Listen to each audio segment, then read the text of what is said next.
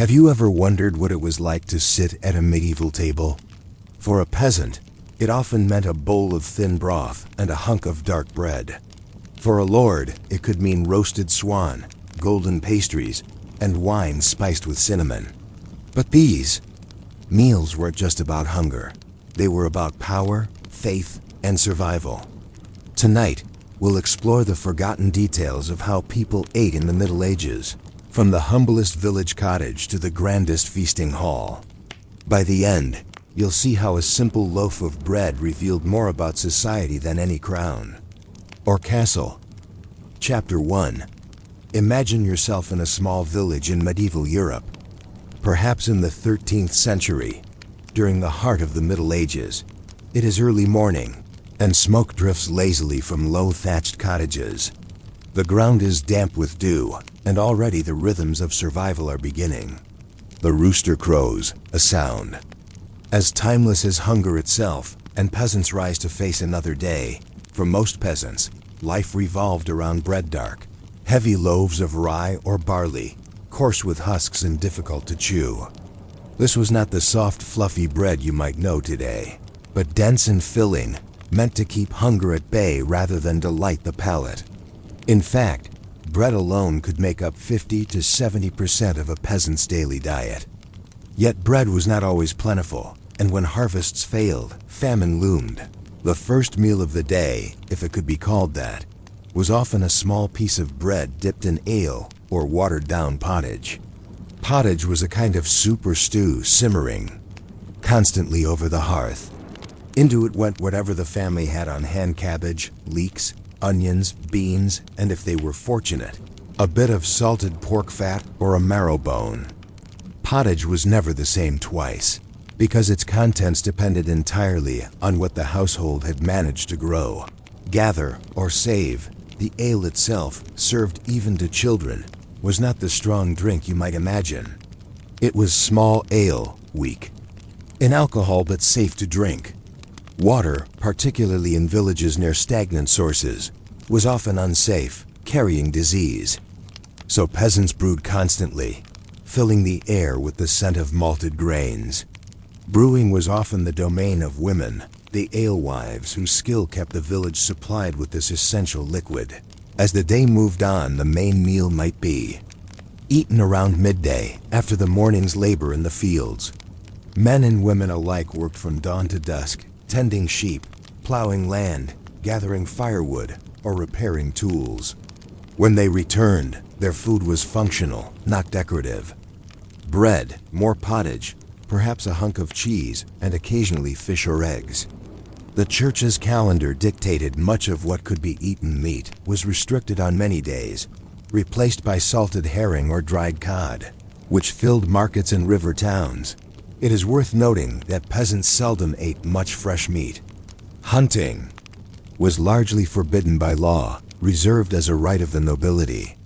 Caught poaching deer or wild boar, a peasant could face severe punishment, even death. Instead, meat for the common folk was often limited to scraps offal, salted cuts, or whatever could be spared from a pig slaughtered in the autumn. Pigs were valued because they required little care and could forage in forests, turning acorns into meat. But even a pig was precious, and families stretched its use by salting the meat or rendering lard to flavor their otherwise bland meals. One might wonder, what about fruit and vegetables? Indeed, peasants consumed them regularly, though not in the fresh, abundant way we imagine. Most fruits were eaten seasonally: apples, pears, and berries during harvest months, dried or preserved for winter. Vegetables such as leeks, onions, peas, and cabbages were staples, though they were not always praised. In medieval thought, vegetables were considered lowly foods, fit for peasants, but not for nobles, who preferred refined grains and meats. And then there was hunger, the constant shadow that loomed over every peasant household. In years of poor harvests, bread prices soared. When grain stores ran low, peasants might stretch flour with acorns or ground beans, producing bread so bitter and hard that it tested the teeth. Chronic malnutrition was common, leaving many with stunted growth, bad teeth, and weakened immune systems. Yet despite all of this, people survived, adapted, and endured. The daily meal of a peasant was repetitive, humble, and at times harsh. But it kept them alive.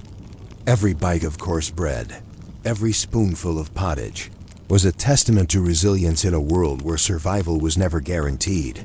And yet, as you imagine a peasant family gathered around their hearth, dipping bread into a steaming pot, consider this, just a few miles away, perhaps even in the same village, the lord of the manor was preparing to dine as well, but in a very different way.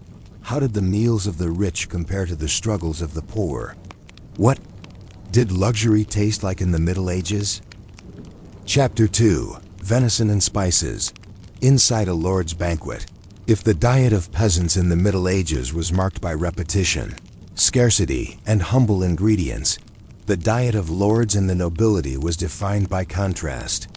Where one table offered dark rye bread and pottage, another displayed roasted venison, sweet pastries, and dishes brightened by exotic spices.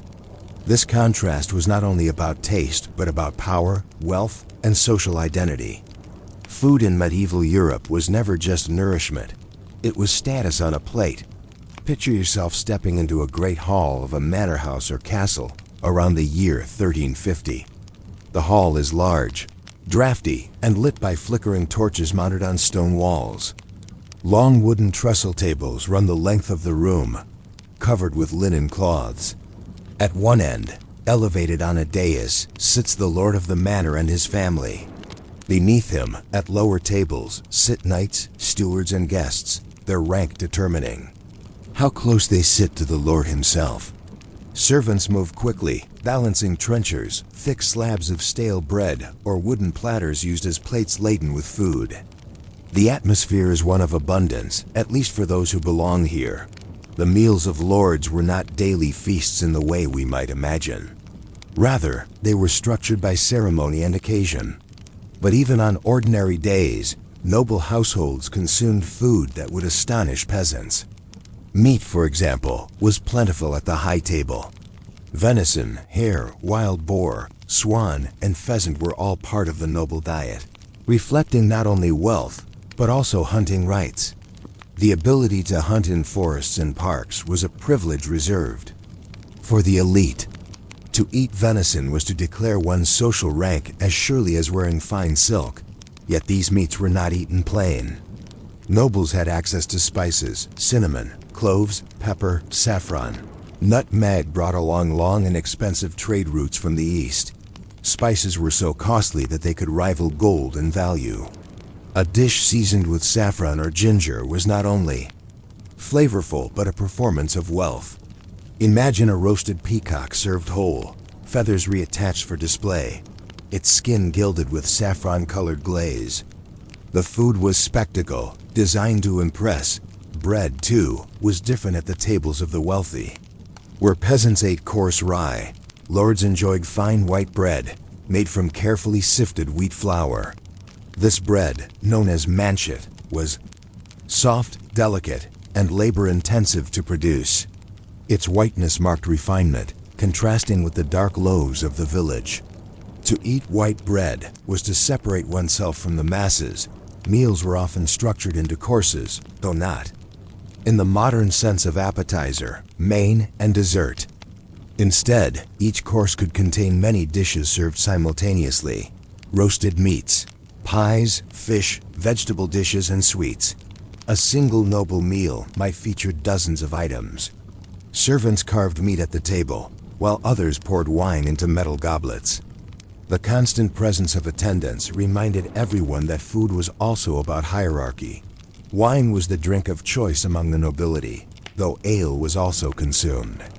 Imported wines from France and Spain were highly prized, and drinking from glassware or decorated goblets further emphasized wealth.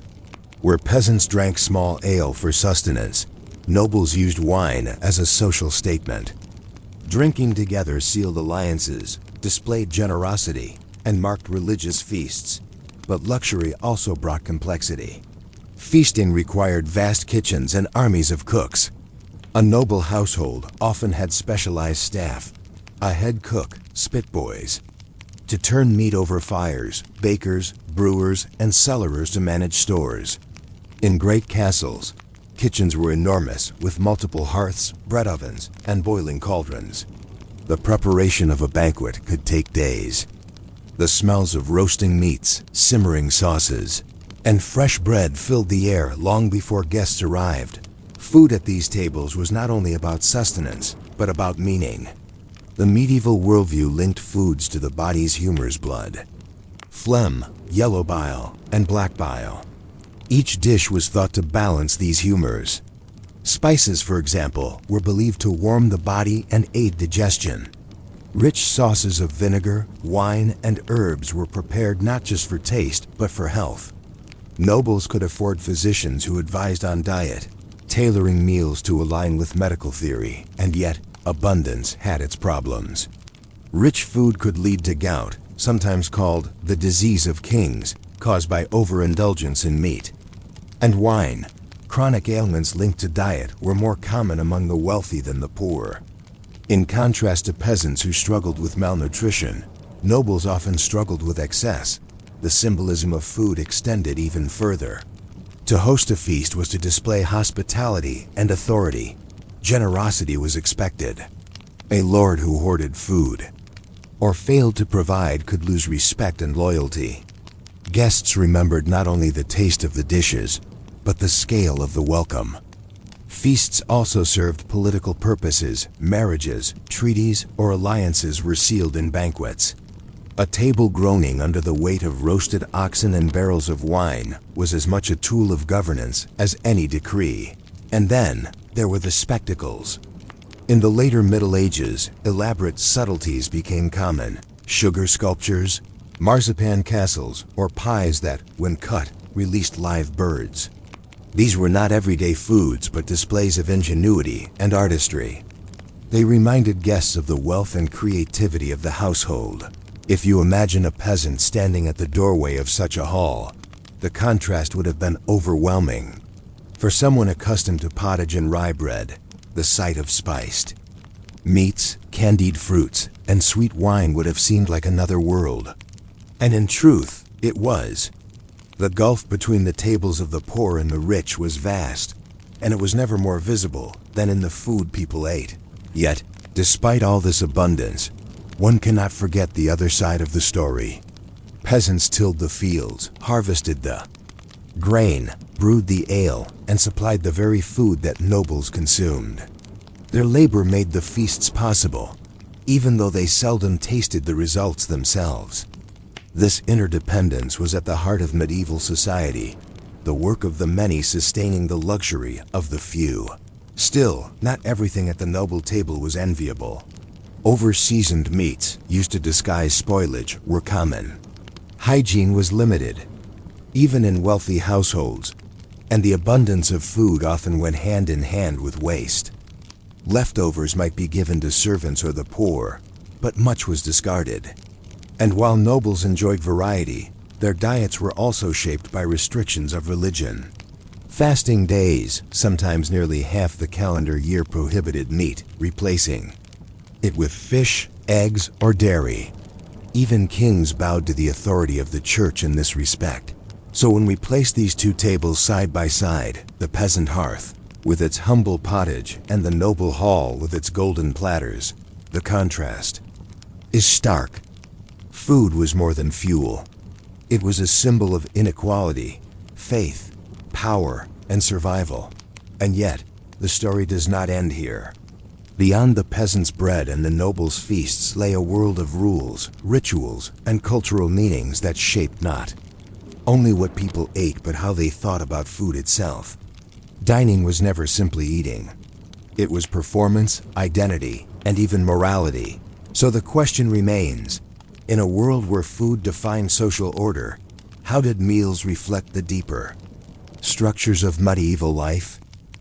Chapter 3. Food, Faith, and Social Order in the Middle Ages. When you think back to the contrasting meals of peasants and nobles, dark loaves of rye bread on the one hand, Saffron-dusted venison on the other, it is tempting to see them as separate worlds.